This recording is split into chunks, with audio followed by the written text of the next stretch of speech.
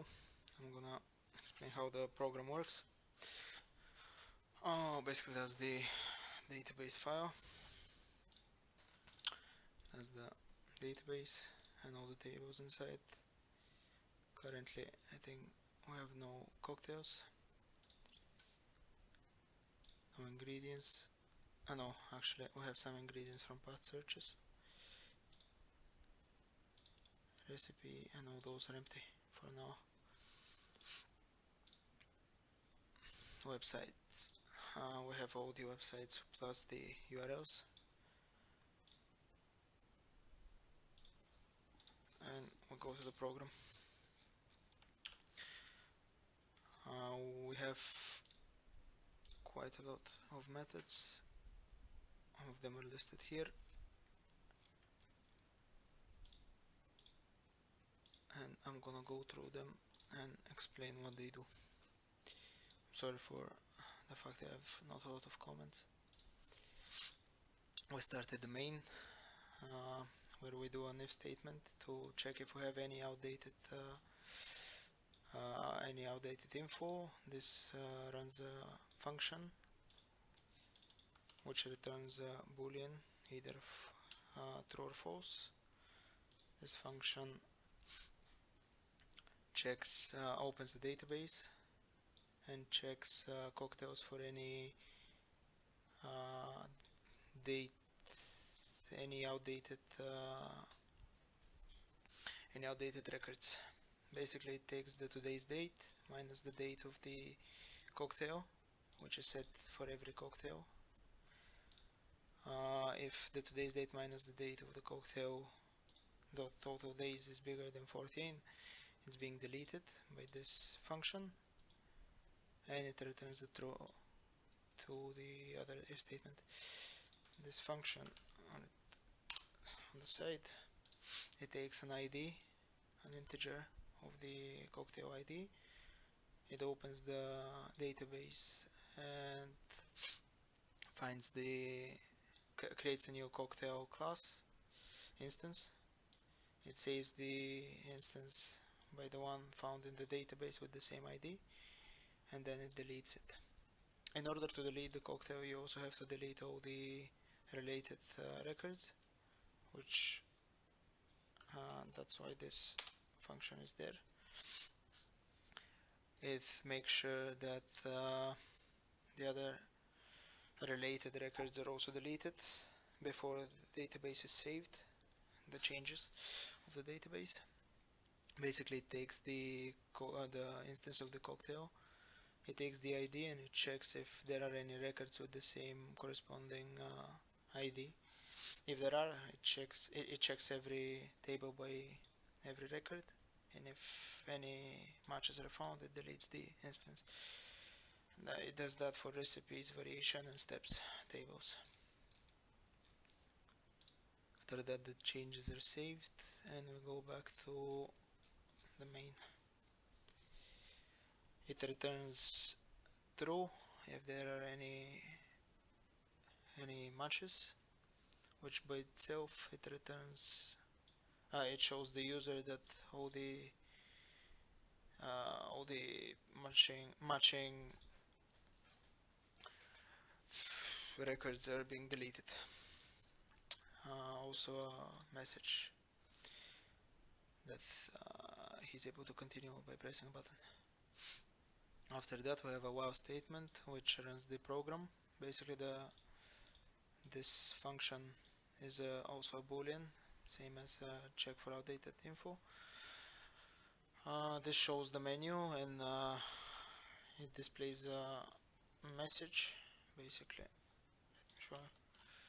If we go to it, it displays the menu, and after that it runs a switch which is waiting for the user input. Depending on the user input, the options from the menu are chosen and the corresponding functions are triggered.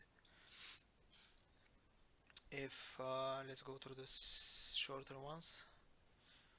If user selects 4, obviously the function returns false. If that's the case, let me show you.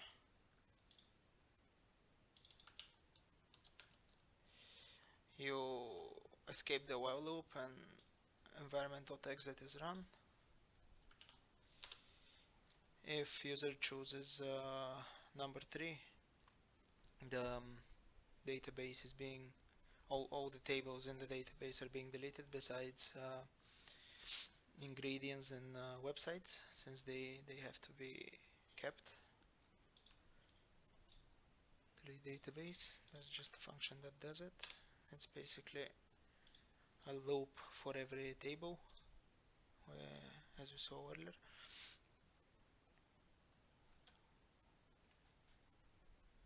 For every instance, for every record in every table, there is this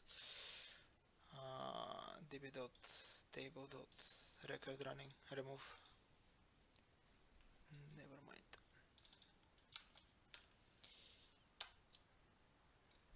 If user chooses display cocktail search history, basically that prints all the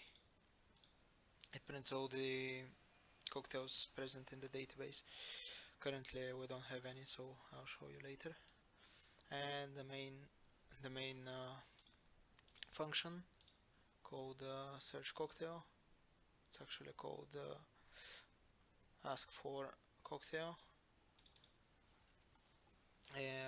This changes the. We go to line 61, where the user is asked for name of cocktail of choice. Answer is being saved in a variable, which later on is split by the space, by the function, and the trigger is space. It's saved in an array. Later that array is being formatted for every string inside the array. We run the following code. What this code does is first of all it checks how many words are being inputted in the array. For every word we have the following script running. Basically the word is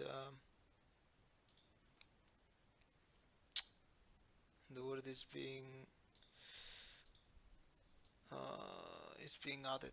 I'm not sure how to explain it. Basically the string is equal to the string before plus the corresponding information. Basically that takes the first letter of the first string of the array, which then is translated to a string because it's a character. It's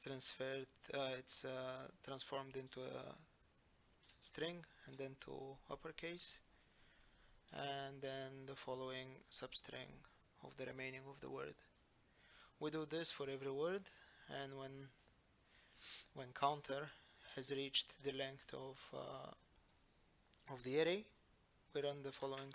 Basically, I'm sorry.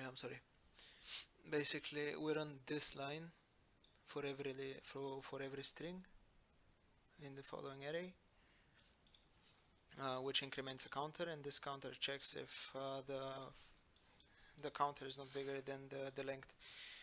If the counter gets bigger or equal to the length, the following line is being run. Basically it's the same thing, just we don't add the space at the end.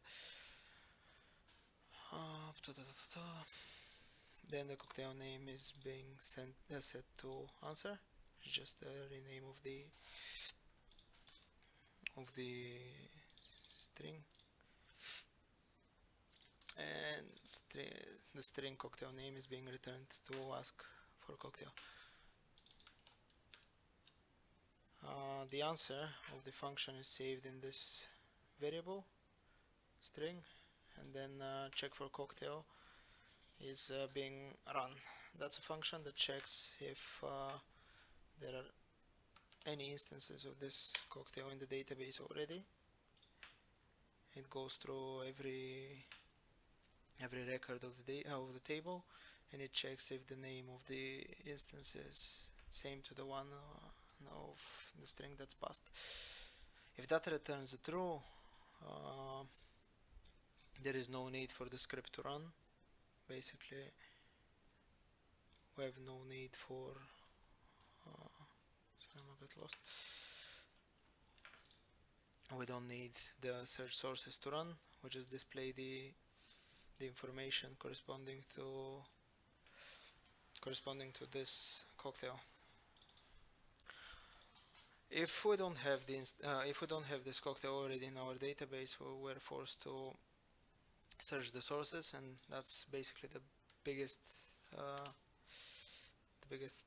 method in all the program. What this does is, first of all, it opens the database, so we have access through any line of the method.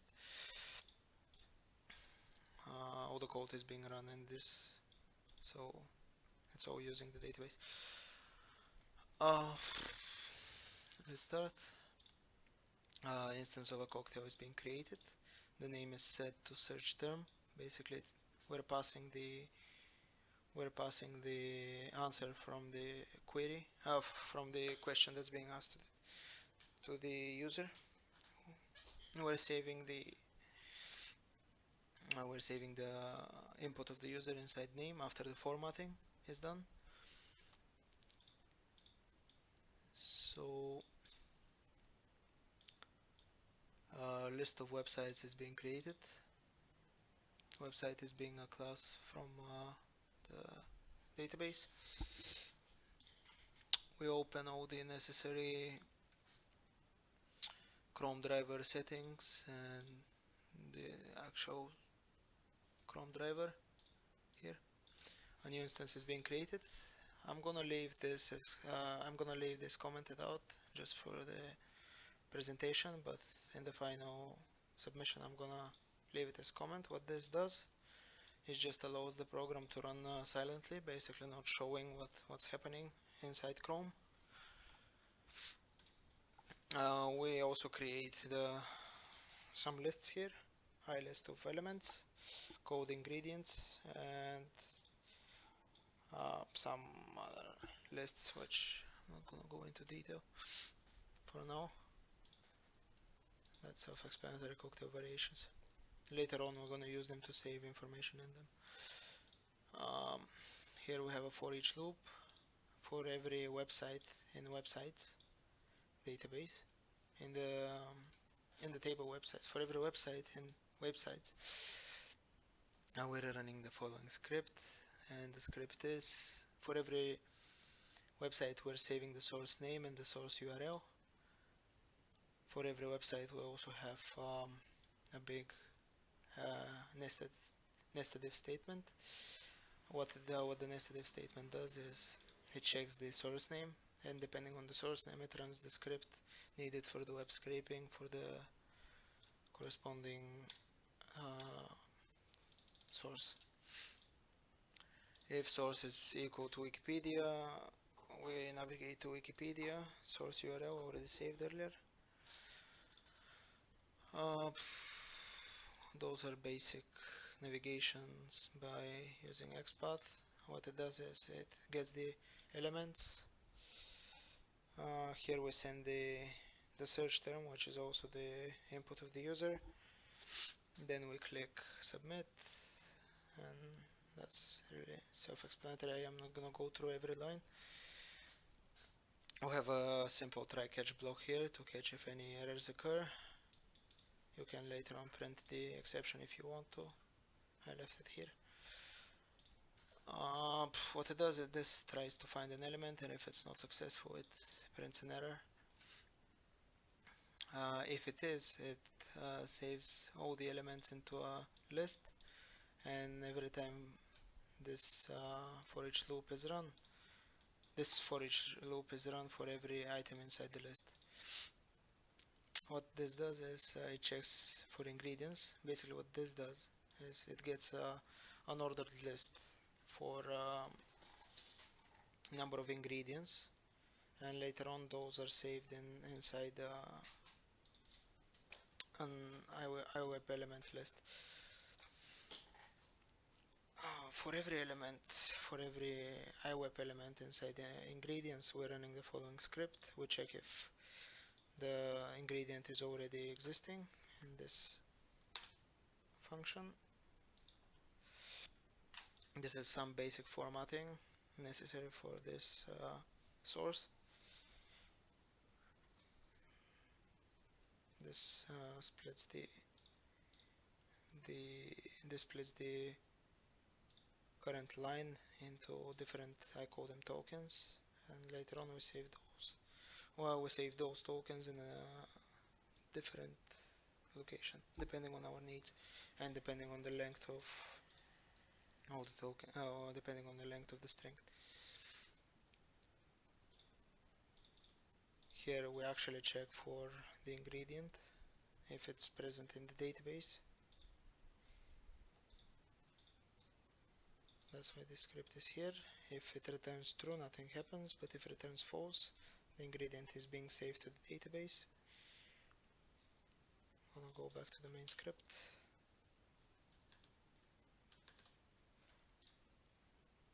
We'll also keep an counter for the number of ingredients added. Every time this is run, it increments.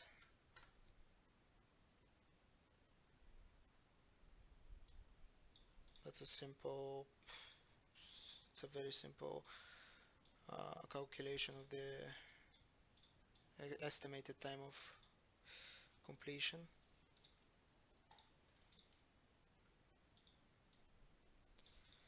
We're coming to the second source.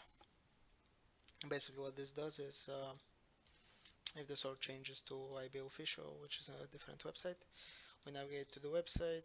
We're saving all the heading type 3 in an iWeb element list. Later on we use every element in this list and we run the following script.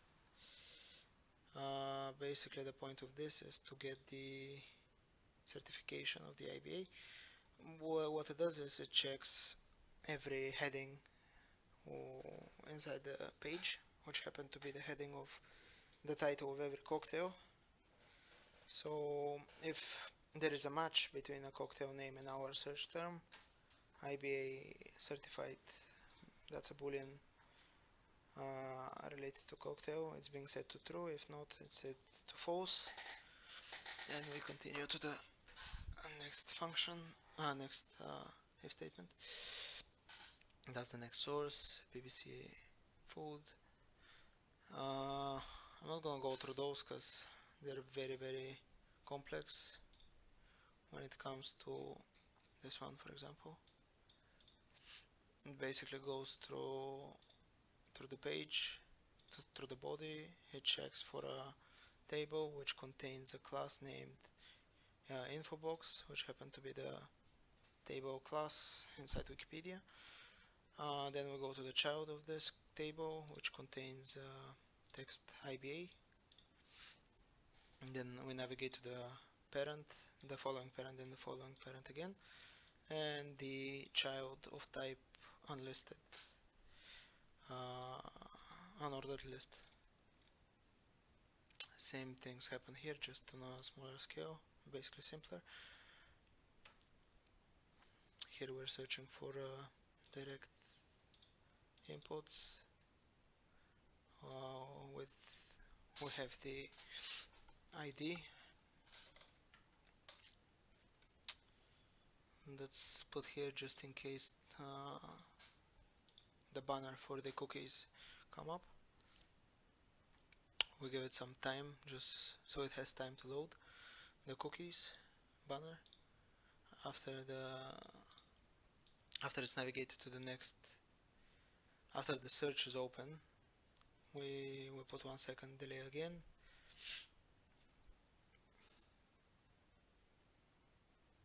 And sorry, I'm sorry.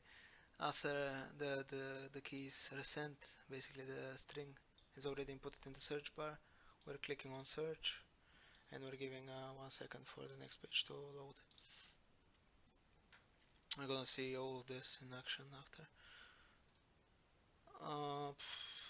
This happens for every website, it's nothing different. The difference between the if statements is that At the end of some, for example, of this one, we have this, which is also one of the main methods. What this does is generates a cocktail in the database, which later on we can use to add the variations. In order to add the variations and things like recipes, we need the cocktail to exist already, so we can get the ID, which we run a custom function for. What this does is it gets the ID. We set the ID of cocktail, the related ID of cocktail, to the return of this function, which is an integer.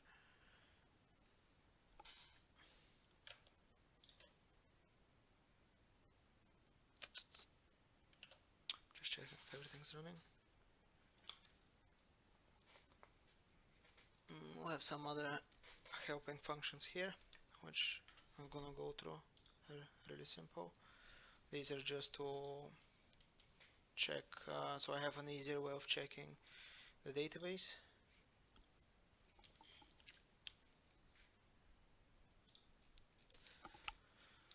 At the end of the big search, after we've searched through every resource, we add the recipes, we close the client, and we return the cocktail. What this does is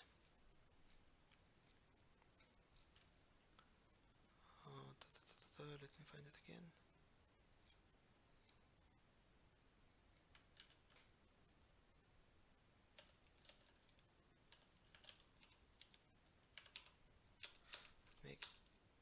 Take some time.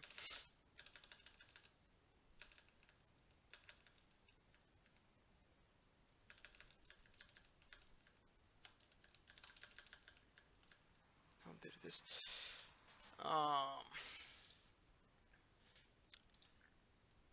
Basically, after we searched all the sources, we've already generated the cocktail and the sources. We've generated the cocktail and the corresponding recipe and variations that there are to this cocktail. Then after everything is added to the database, we run this function which displays the information to the user. This is basically a simple interface which is done using console.writeline. We have some variables referenced here. All of this is run inside using the DB in order to get those dynamic variables. What this does is it gets the quantity by going to the database the recipes folder and searching for the recipe ID.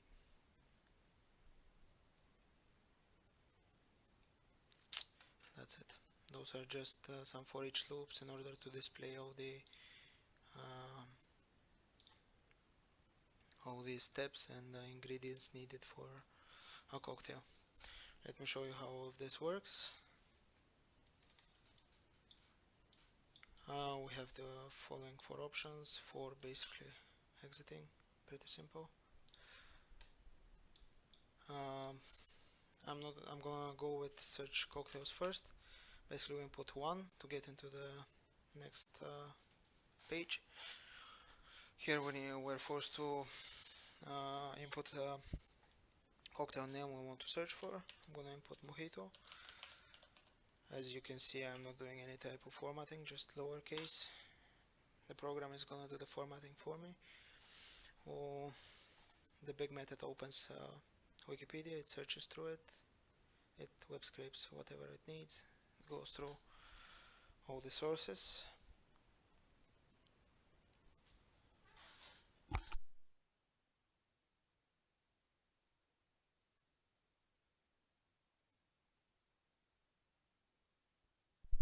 After the search is done, all the information is being displayed to the user by the function I just showed you, and that's the basic output of the program. You can press enter to go back to the main menu. If we select option 2, we can see all the cocktails we've searched before. Currently we have mojito only. You can press enter to go back again, and if we press 3, we can delete all the records we've just made, or if we choose to exit, they are being saved for the next time the project is run. Before I delete them, I'm just gonna show them to you just to make sure they're being saved. If you open cocktail, let me just close it first. If you open cocktail, you can see the cocktail here, ID 16, since I've made the identification by itself. I already inputted 15 IDs. It's being generated every time the record is inputted, is added. It's basically that. The name of the cocktail, description, time of completion, number of ingredients, IBA certified, yes or true or false, and the current date, today's date. The script also is capable of inputting all the ingredients needed till now. It doesn't have to be for one cocktail only. Every time the function is run for any type of cocktail, the ingredients are saved and never being deleted. We have the recipe for the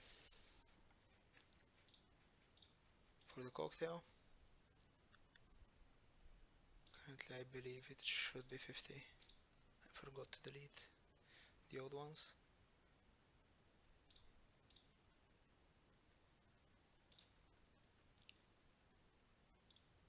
Also the steps. We have 5 steps, and the ID of the cocktail is 16. Those are the steps, description, and the number in sequence.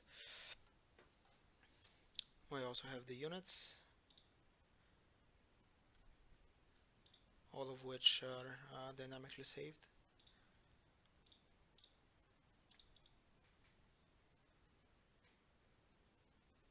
And the variations as well. Also all types of mojitos.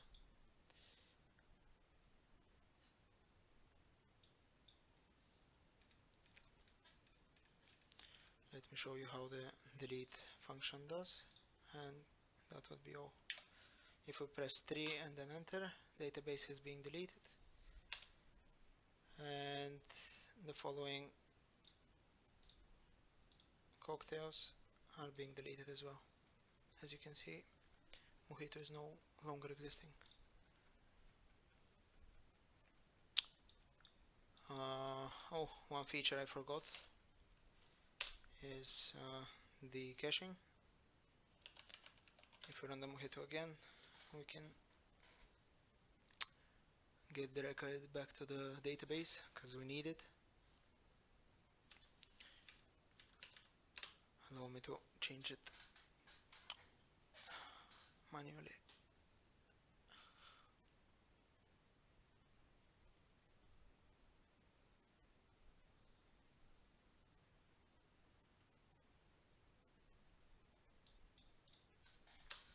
We already know the function is running.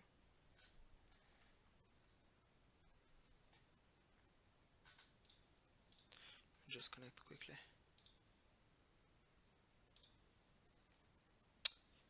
What the caching feature does is, if we have a cocktail older than 14 days, basically 2 weeks, we are going to delete it. I'm gonna save this as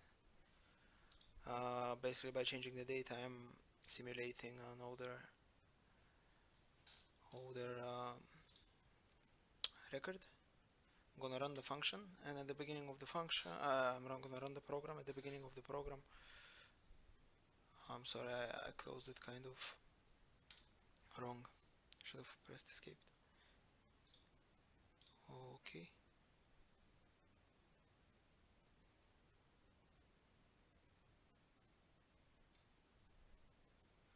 Okay, that's new.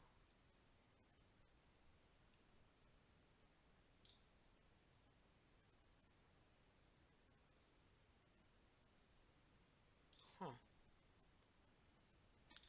Let me try to do some troubleshooting.